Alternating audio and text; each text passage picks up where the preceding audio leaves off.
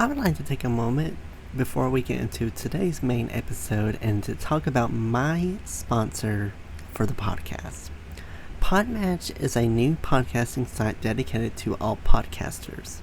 The platform helps hosts get connected with potential guests to appear on their show, as well as allow guests to find podcasts that will give them a chance to share their story. Podmatch offers many tools to help organize your page, from to-do lists to episode planning to potentially appearing on a leaderboard. Podmatch has it all. The best part, you have the potential to get paid. And who doesn't like to get paid from home? I like to. With an easy sign up, you can start connecting with podcasters and guests immediately. I have been a part of Podmatch since the beginning of May, and I have got to say that it was the best decision I've ever made because Podmatch helps your podcast grow. It helps you get connected with people that have very interesting, very compelling background stories that are just waiting for their story to be shared. So if you are a host or guest and would like to start building professional relationships, explore more opportunities, and have your story shared, I highly suggest that you sign up with Podmatch today by going to joinpodmatch.com/lethal venom to start expanding your network in seconds. I would like to give another huge thank you to Podmatch for sponsoring this episode. Now on to our main episode, and again, you can sign up at joinpodmatch.com/lethal venom to begin your podcasting journey today. Hello everyone, welcome to the Lethal Venom Podcast, the show where I talk about anything I want with the honest to God truth, no lies told. Today I'm joined by Miss Shannon Curtis. She is founder of Angel Goddess Healing, which is a sanctuary that helps individuals of all ages heal from trauma, break free from addiction, and deepen their spiritual connection to their higher self. She is also the author of No More Monsters Under the Bed, Shining Your Light on the Dark, a heart-led children's hybrid book designed to gently guide young readers and their caregivers through healing from fear and childhood trauma. Shannon, thank you so much for coming on today and wanting to share your story with my listeners. Thank you so much, first of all, for having me and for the listeners just coming on here to give me a space to tell my story. I really appreciate it. So feel free to introduce yourself and just share with my audience a little bit about yourself and what you do. Yeah, so first, like you said, thank you for the introduction. I am the founder of Angel Goddess Healing, and it's basically a sanctuary where I am an intuitive coach, meaning I use my gifts from my spiritual gifts to help people really whatever they're dealing with in their life, really meet people wherever they're at. So I'm here in Texas and I do all that. I wrote the children's book that really helped me with my own sexual trauma as a child. And so I found that I never set out to write a children's book, but it kind of just came out of me and really helped me heal with my trauma. And then the other thing is just working with clients that sit with plant medicine that do that. That's a big passion of mine of helping them understand to get prepped for their journeys and then also after to the integration, which to me is some of the most important work to do after you have these big life experiences. How do you take those and integrate those in your everyday life? And so that's probably one of my biggest passions. My story includes sexual trauma, addiction, divorce, miscarriages, grief, you kind of name it. I've been through it. And so I'm just here to kind of share my story of some ways that I was able to get through my healing and offer some hope to other people. So kind of going back to the beginning, tell me a little bit about how this all really started, about where the trauma kind of began, and just kind of a timeline about how everything kind of transpired. Mm-hmm. Yeah, so when I was four, I had two older sisters, and I grew up in Houston, normal family, normally childhood. But my parents were working, and my sisters were at school, and so I stayed home with the housekeeper at the time, and she didn't speak really good English. And someone came to the home, and it was kind of, I wouldn't even say family friend, a family acquaintance, I guess, of my dad's. And I was four, probably a guy in his late 20s, 30s, something like that came by to stop at the house and asked if he could take me out for the day. And the housekeeper called my mom and she didn't answer. And so she went ahead and let me go with this person. And so all I really remember as a 4-year-old is going with this person, going to a couple places, and then McDonald's. And back in the 80s, you got like a balloon or something, when you went to McDonald's, and I brought it home with me.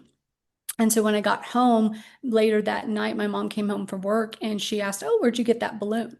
And as soon as I told her the person who I was with, her face, everything changed and it was like serious, right? Like it was like I could really feel that something was wrong here. And so the first thing she asked me was, "What happened? Did anything happen?" And I said, "No." And that's all I really remember in the sense of every time my mom would ask me, and she would ask me, and I would say, "Nothing happened. Nothing happened." So that was when I was 4. Bring it back to when I was 11, 12, junior high, start my period, have a lot of painful periods, endometriosis, surgeries, all kinds of stuff. And so that was starting to formulate in my body, meaning that there's something a little bit off, but I had these surgeries.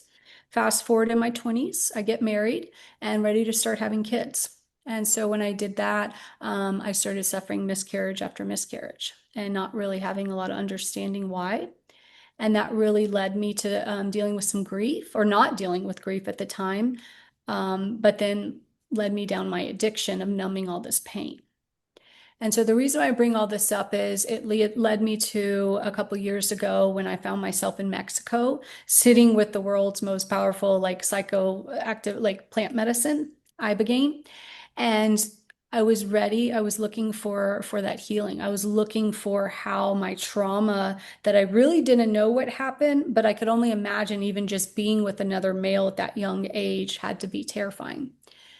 And so when I went to treatment, probably about, I don't know, it was 7, 8 years ago, I tried to deal with that memory and nothing came up. Just talk therapy. Basically, nothing came up. And they were like, okay, well, that's all you can do. Sometimes the body doesn't remember, the mind doesn't remember. So fast forward when I was in Mexico, and that was my main thing of why I was sitting with this was to help unlock my memories. And the very first thing, if anyone knows about plant medicine, maybe a little bit like ayahuasca, but very different. It's like a dreamlike state. It feels like a little bit lucid dreaming where you feel like it's very real, like you and I are talking. And so the very beginning, I felt like the presence of God and came to me and was like, "Are you ready? Do you want to know what happened?" And I was like, "Yes," because you can interact and it's all in your mind. And I immediately saw what happened. And it's like I had the visual of me looking in the car, and my 4-year-old self was on the left side, the passenger seat, and the male was on the right side. And it showed me in a very gentle way, but that I was molested. And it showed me what happened. And in that instant, I remember, crazy enough, feeling relieved. I felt relieved because I wasn't crazy, meaning all this stuff that happened to me, my soul knew. It knew. I just could not piece it together.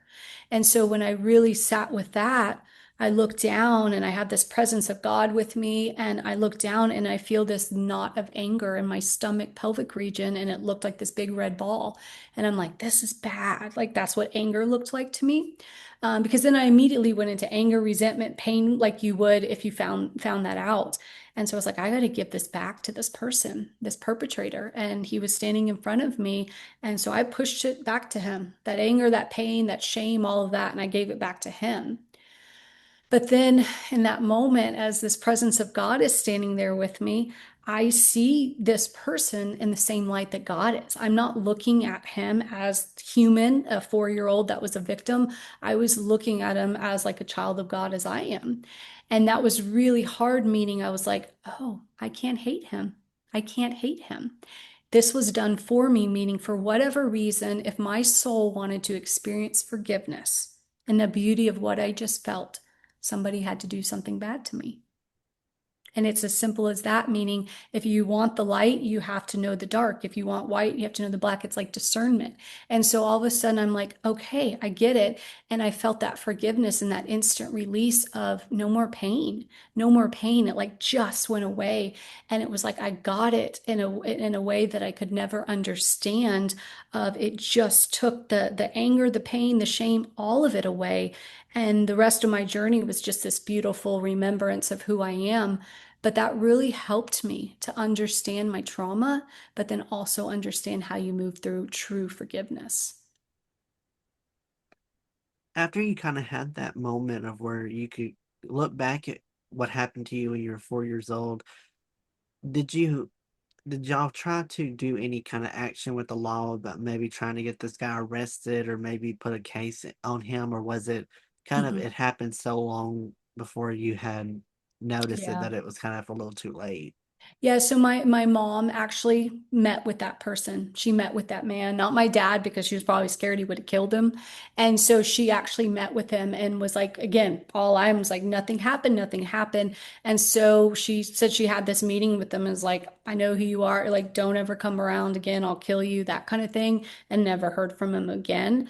But my parents went off of what I told them. And so throughout the years, they would ask me, and so when I had to come back from my journey and from Mexico and actually sit and talk to my parents about it and say, this is what happened, it was really hard for them. But at the same time, they instantly knew too. Like they knew too. They just didn't have the confirmation from me. But that probably was really hard for them to sit with the fact of, like you said, the what ifs. Should we have done this? Should we have done that? And that's something that they probably wish they would have done a little differently. So, how has been able to share your story been helpful towards others that have experienced the same things that you may have? Has it been really therapeutic for you to be able to tell your story to other people that might be dealing with the same thing? Absolutely. So, a lot of the clients that I work with, almost all of them have some kind of sexual trauma. And a lot of the men I work with have a lot of sexual trauma. And it's learning how to let go of that, because what's happens is, or what I found is, we're not talking about it. And sexual trauma happens so much. And it's this dark, yucky secret that we don't talk about. And I just got to where I'm like, I'm tired of not talking about it, meaning that's what's keeping the shame around us, is feeling like we're the only ones that this dirtiness happened to. And so I really find that sharing my story empowers other people to speak their own truth and to be like that. It can be 20, 30, 40 years ago, but my body held on to that pain. My body held on to that trauma until I realized what it was and was able to release it. And so I try to just help people. And the book I wrote is all about walking through that, but really coming to the conclusion that it happened for you, not to you. And that's a real hard concept, in the sense of saying, ah, I chose this, my soul chose this, something for whatever reason. I might not understand it, but trusting that it happened for a good reason, meaning now I can turn all my pain and I've turned it into purpose in my life. And literally, it's my life's work now, is helping other people walk through their own pain. And so, in a way, I'm grateful for what happened to me, because it makes me a better coach and more empathetic with people that have the same stuff.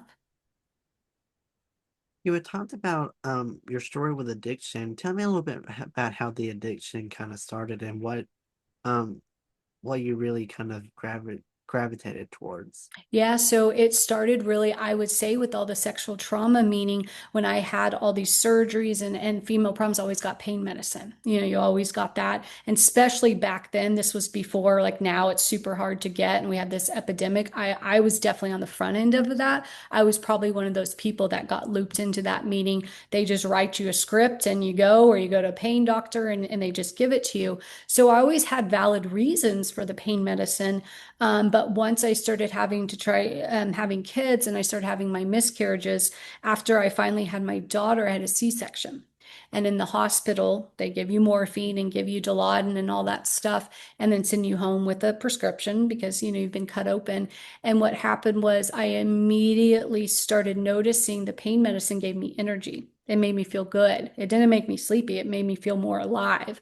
And so when my husband at the time started working out of town, the week I came home from the hospital, I started to use that pain medicine to kind of just get through the day of doing the laundry, doing the chores, taking care of a newborn.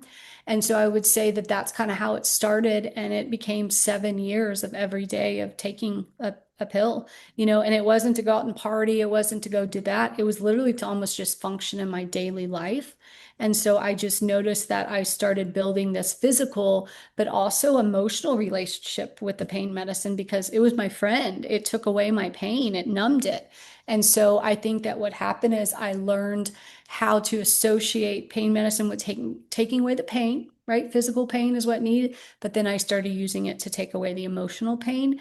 And then before I knew it, it became a crutch, and I couldn't do anything without it. I couldn't function. Withdrawals. I'm sure anyone who's listening who struggled, I wouldn't wish that on their worst enemy because I did quit cold turkey one time, and that was probably the worst experience of my life.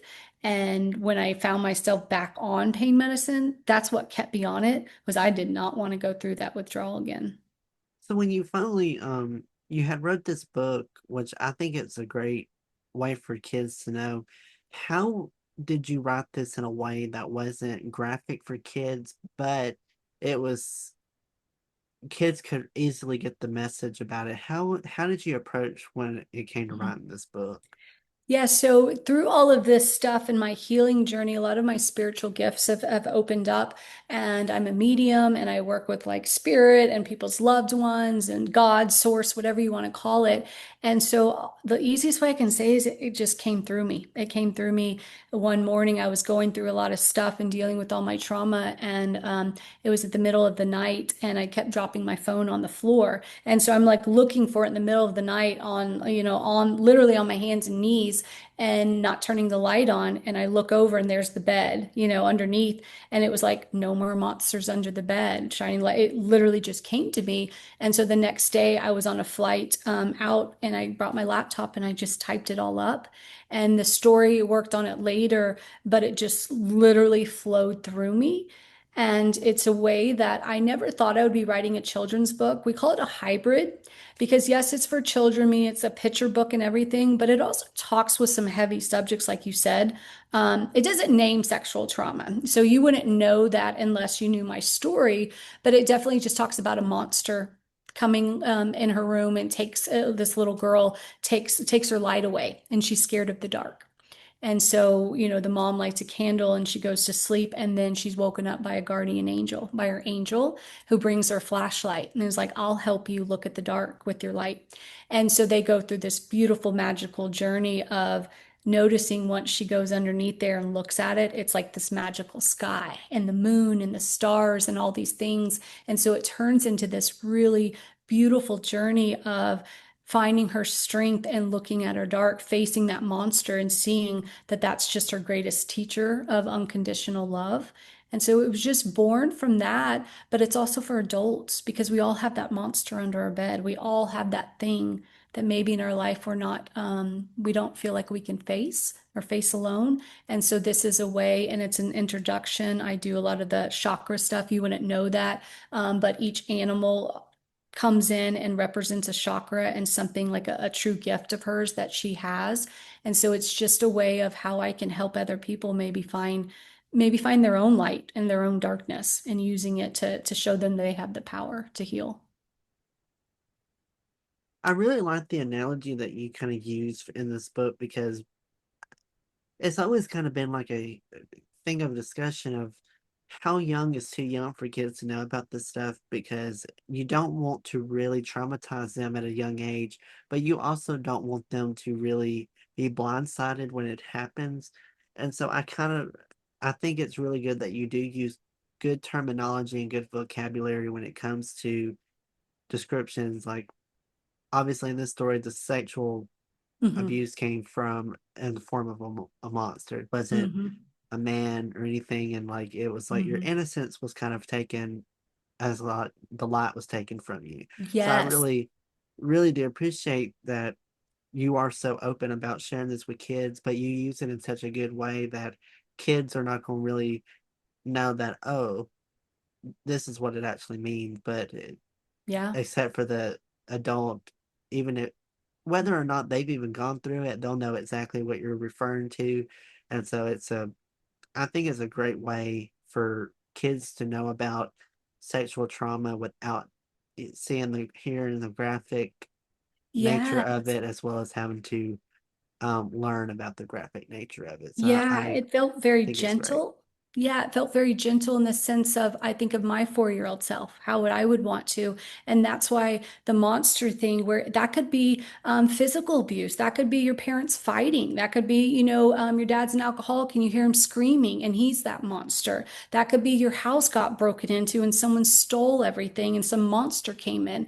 That's that thing of we all have a quote unquote monster. It's that just that thing that we're scared of, that thing that we don't really want to look at. And so it's finding that I found that in all my work in healing, the only way to truly make something go away, to disappear, is to do the opposite. You have to look at it. And it's that really interesting thing of I want it to go away, go away. The only way to make it go away is to face it. And so that's that kind of teaching the children and not really talking about the chakras, but showing them as animals, like the intuition and the things that we get. And but it's starting to connect them with their mind, body, and soul that I think is really important because kids are a lot smarter than we give them credit for, and they know a lot more things than we really probably give them. And so this is a way to start introducing spirituality to kids in a soft, gentle way. For people that don't really know, on her profile, there's some pictures that look like it's taken from the book, and the person that did the illustrations did a very, very good job. And it's such, it's really beautiful how the visually beautiful, and it's like, um, I'm looking at one of the pictures now. It's what you said about the animals, and Hmm. it really does showcase a wide variety of animals. There's like a grizzly bear in there. Yep, a There's a bear. lion. There's Hmm. also like a bluebird, which could be like a mockingjay, Yep. or and then there's like a red cardinal in there, which I think is Hmm. really, really beautiful. And there's a bald eagle in there that's really, really pretty. And then the second one looks like the main protagonist in there is visited from the angel. And Hmm. I mean, it just is such, it looks so beautiful, and it's such good colors on it. It looks really good. Well, I love that you say that because it's an interesting story. Because right before all this, I wrote the book and I had always been wanting a tattoo. I have small tattoos, but I was wanting like a bigger one. And I know the audience can't see it, but I got this big angel wing. And I had always been wanting it, but it was something that I didn't want it hidden, meaning like, this is who I am. I'm stepping out. And so I went, and this is where I just trust spirit, God. And I looked up, I was like, please just help me find the right tattoo artist. And so I find this random guy and I just love his work. And so we sit down with him. And then these are little downloads I get, meaning sometimes I'll get little messages from spirit. And it was something about he had no tattoos. And obviously I could see on his arm he didn't, but it's like I just knew. And so I asked him, I go, you don't have any tattoos, do you? And he's like, not a one. I thought, wow, this is really interesting, like a tattoo artist that doesn't. But he felt very, Yeah. very pure, his soul. Like it felt like he was like an angelic being. And so we start this beautiful tattoo. And it was so beautiful in these hours of sitting there.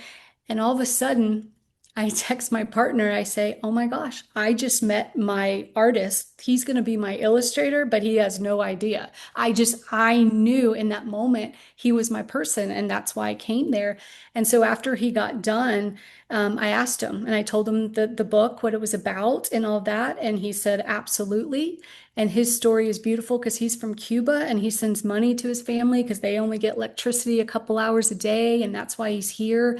And it was just this exchange of this friendship.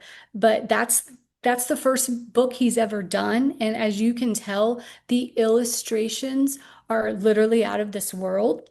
And that's what makes the book so special is I needed something like that to deal with these heavy topics. I need the beautiful colors that kind of lose you in that imagination. It's, I know people can't really see it, but Mhm. what, and if you check the book out, you'll see it. But it is just visually eye-popping. The colors in it, the kind of illustrations in it. I mean, for someone that does tattoos for a living, it really shows. It's just a really, it's very, very beautiful. It's some of the best illustrations I've ever seen from a kid book before. It's so, so good. Um, what do you want people to take away from your overall story? What's some of the big takeaways that you would like people to really kind of Mhm. take with them and learn from? Yeah, the first one I would say is true healing is possible. True healing is possible. I think we start to sometimes take these identities and these things that happen to us and we kind of take them on, or family, generational trauma, and all these things that we start to take on. And before we know it, that's who we think we are. And what I've learned is I'm so much more than that. I'm so much more than what happened to me. That's just a story. That's not the essence of who I am. And what I've learned at the end of the day, I'm the essence of who I am is love, is just love. And that's where I truly believe we all are. And so my hope for everyone is that they can find that. They can find that unconditional love for themselves and know that whatever happened to them, that's not who they are. That's part of their story, but there's also some growth in that story. And that's what I learned is when I can really be curious about why the things happened the way they did, and not from a place of like victim, but from a place of, this must have happened because the God that I believe in would never like do something cruel or punish me. So there's got to be something good in this. And so when you start opening your heart to being more curious about the goodness, then you start to see that. And then before you know it, everything in your life is good, even the quote unquote bad stuff. And so it is giving me the power to know that no matter what happens in my life, no matter what, because I've already gone through the worst thing imaginable, I'm going to get through it and I don't have to suffer. And I think that's the other thing I wish people could, start to understand is pain is pain. We can't get away from pain. We're here to play the human game, and we're here, but you don't have to suffer. Suffering, I feel, is when we get stuck in it and we become that pain and we take it on and we wear it like a backpack and it feels real comfortable, but then before you know it, it's real heavy. And so what I do is try to help people like take that backpack off, open it up, see what's inside of it. Do you want to keep this? Do you want to get rid of this? And it's that thing of just starting to really understand that we're the creators of our own life and that we're the only ones that are going to rescue ourselves. There's not anyone this big thing. It is my job to heal myself. And I really truly feel like anyone can do that for themselves as well. But it just starts with unconditional love and being willing to love yourself. What's been some feedback you've received from the book about the message and the way you were able to share this experience with kids? So the book, is another layer of specialness that people don't know. But the angel in the story, her name's Michael Lee, and it's kind of a different name. But it's one of my best dear friends. She lost her daughter. That was her name. And then she also lost her son, who is the eagle in the story. And so, and the cardinal is named after a family friend that lost their son. And so it's all these little things. Everything in that story has some deep meaning to me. And so I think what it is people have enjoyed discovering the layers where the book meets you where you're at, meaning you can just read it and you're like, cool, okay. Or maybe something happened to you, you're going to connect to it that a little bit more. Or maybe you had something with the cardinal, or you have a special thing. Or angels and a guardian angel are not being able to sleep at night. And so there's all these things that you can connect on, but it goes deeper and deeper and deeper. And I actually have more books coming out. The seven animals that you were seeing, they each have their own book. And so the next one I'm working on now is the No More Fear. They're all going to be no more. And it's no more fear, but it's about a little boy being scared to step into his anger. And it's a little bit more on the masculine side of things, of how, as a culture, we put these men in a box of you can't have these feelings, you can't have this, you can't have that. And so I'm already writing that. And so and then my illustrator, he's already agreed, he's gonna do the next seven books with me. And so that's gonna happen. And then after that, I'm going into another direction of seven more, but it's the no more, the KNOW, and it's going to be more teenagers, and it's going to be about them wanting to know stuff. They want to know about love. They want to know about light. And so it's kind of like we got to get all the yuckiness out of the way right now, and then we're going to start getting into the good stuff. But it's just people can follow along in the story and can grow with it if they want to. It's not just, I wouldn't say like a one-hit wonder, meaning there's so many more deeper layers that are going to start coming out just from this one book. I think this journey is such a huge inspiration to so many people, and I think the idea of having each animal portray a new kind of light is so interesting. I can't wait to see what the future holds, but um another thing that's really helped you on your healing journey, you've mentioned, has been plant medicine. You've Hmm. also said that it's kind of tied into a little bit of your spirituality. So tell me a Hmm. little bit about how plant medicine has really helped you along in this healing journey. Yeah, so and I think it's a great topic to talk about because it's something that's coming up a lot again, where you look at the maybe 60s and 70s and the Woodstock and the peace and the love, and you have that kind of thing. And then we got the drugs are bad, war on drugs, right? And then it's like shut everything down, everything's illegal, right? And what I have found with this is it's healing medicine. And so what I've learned to work with, especially like going to Mexico, the reason why you can't do it here right now is it's illegal because they made it illegal saying there's no medical reasons for it. Well, I found it to be the biggest healing. I've done therapy, I've done stuff, and I work with clients who go sit in this medicine, and that's why we call it medicine, and have had more relief in a 24-hour session. Vets go there. They have so, and now it's just growing and growing, but all these people, sports people that are, it's clearing up TBIs, like literally they're going with TBIs and getting scanned, and afterwards they're shrinking or away. And now Parkinson's and MS. And it's this thing that we're not aware of in the States. And it's this beautiful thing that's happening that people are going with a bag of prescriptions and can barely walk, and they're coming out walking. And this is literally from plant medicine. And so it just opened me up to maybe it's the idea we have about it. Maybe we've got it a little bit backwards. And so I grew up in the whole like, yeah, trying out stuff and smoking weed and all that. And now I don't even call it that. I call it cannabis, meaning to me it's sacred. But I use plant medicines to check in, not check out. And I think that's a big one where sometimes when we have trauma or we have things that happen, we use it to escape and we want to use it to not feel and to numb. To where if you turn it around and use it to actually feel, it's so much more healing and therapeutic because what happens, in my opinion, is, and what I understand is it removes the ego. It removes the thing that, like, again, my 4-year-old self could not process what happened to me until I removed that and kind of went to my higher self, my spiritual self. And once I did that, I was able to see it and understand it and then integrate it into myself now. But that's what I've seen with plant medicine is it opens us up to all this healing. But my passion as being a coach is helping people to integrate that experience because you can have beautiful stuff, but or you have hear people going to all these ayahuasca retreats and they keep going. And I'm like, okay, there's some what's going on, then you don't need to keep going. It's learning, taking those messages and integrating them into your life and not using it again as a checkout, as an escape, but using it very sacred and having reverence for it. And so I'm really big on that.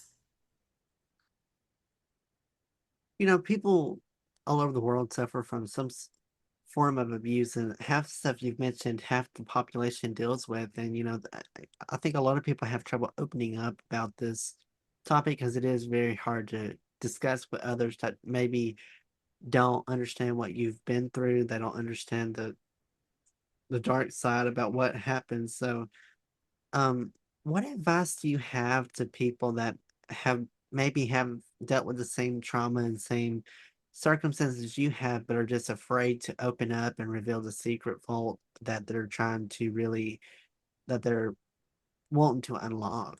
Yeah, and I think the biggest thing that comes to mind is what you're holding on to is not yours.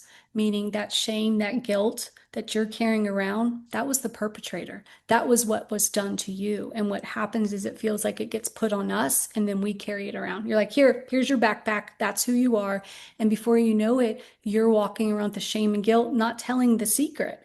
And when you think about it, it's like, again, I have a daughter and I can't imagine this happening to her and not wanting to say it and walk around with that shame and guilt. And so I found that the biggest way to get rid of that is by talking, telling anyone, and it's not even about telling me or find anyone in your life, but it's called getting it out and not holding on to that shame of something that happened to you that's not your fault. And so I just think if we can start as a society starting to make it okay to talk about this stuff, maybe, just maybe it'll start going away. Because the reason why I think it's getting people are getting away with it is because we're not talking about it. And so it's like that opposite of you got to lean into it and you got to do the opposite. Not talking about was not working for me. So now I've literally done the opposite and I've made it my life's mission to start shedding light on this really dark, dark thing that is feels like a just a plague in society across the board, and it's just really it's just traumatizing our children. It really is. Well, Shannon, I think that this story is so impactful and it's so important for people to really, really know about and learn from. And I can tell that you're so passionate about this project and that, you're, I think a lot of people get scared to share this because of how people will react. And, people get real scared to share it because people have different opinions and they really shun you and shame you for stuff that really wasn't even in your control. And it's sad that it happens, but unfortunately, it does happen that people don't open up and talk about it because they get bullied for something that was that completely out of their control, and it makes them bottle up and kind of shut down to where they just don't want to share it. So I think your strength is just so powerful, and it's something that I know a lot of people would really feel passionate about. If anyone is interested in following you and as well, if they would like to check the book out, where can they find the book, and as well as just feel free to promote anything that you have going on your website, social media, for people can find you and stay connected with you. Yeah, I really, the easiest way is my website. It's www.angelgoddesshealing.com. That's where I have my book right now. It's on, I think you can get it on Amazon, but that's really where I like to engage with people and send them a note and signed copy. It's like that's where I didn't do this book to make million, it's to get the message out and to connect with people. And then I also offer free consultations. So if someone wants to, they can go on my website and they can click and they can schedule a free consultation to where they can just talk to me for an hour or whatever and see if we're a good fit or just get some things off and what I recommend. But again, it is in my passion just to help people. And I always tell people I never ask them to do anything I haven't done. And so that's where, again, my story can help other people where I've looked literally my perpetrator in the face and I've looked at darkness and I've looked in all those things. And now I'm on the flip side of it and the freedom that I feel of being my most authentic self is just a gift. And so if anyone wants help in that, great. If not me, go find somebody else. There's so many different ways to the path of to define yourself. That's all I would encourage is go to something that feels good in your heart and feels aligned with who you are. Well, appreciate you so much for coming on here and sharing this story, and I hope that people that are listening maybe have feel impacted. And as she said, if you go to her website, you can actually book a free consultation with her and talk to her if you need advice on something, or if you just need someone to talk to. She's there for you for as a resource. And I will put all of this information in the description, her website and social media accounts in the description box, so that it's easy access and it's only one place for you to find that's very easy to just immediately go to. I'll thank you to everyone that tuned in to today's episode. If you'd like to follow me on social media, you can follow me on Instagram and TikTok at Lethal Venom Podcast. Facebook, Twitter, and YouTube, it's Noah's Podcast. And then, as always, follow Lethal Venom wherever you get your podcast from. I'm on all the major platforms: Spotify, Apple, Amazon, iHeartRadio, YouTube, Pandora. It's everywhere. So feel free to subscribe to it so that you'll get notified of when new episodes come out. Thank you to everyone for tuning in today. I hope y'all have a great rest of your day and week. Be safe, and I'll see you on the next episode of Lethal Venom.